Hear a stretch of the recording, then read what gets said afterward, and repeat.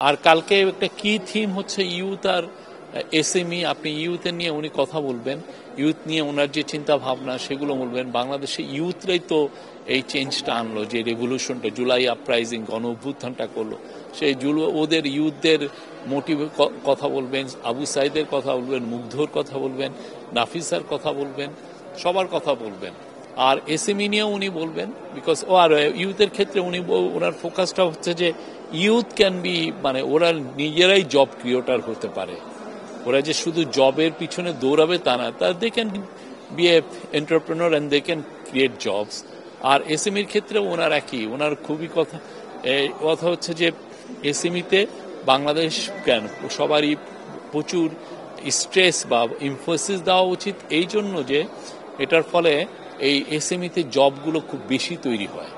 হ্যাঁ, এটা অনেক বড় কোম্পানি, অনেক বড় টার্নওভার, দেখবেন যে 10, 15, 20 বিলিয়ন ডলার, কিন্তু দেখা গেল যে তার আসলে অত বেশি লোক লাগছেও না। হ্যাঁ, কিন্তু ছোট ছোট কোম্পানি অনেক সময় প্রচুর জব তৈরি করে। তো এসএমইর উপরে ওনার চিন্তা ভাবনাগুলো উনি বলবেন।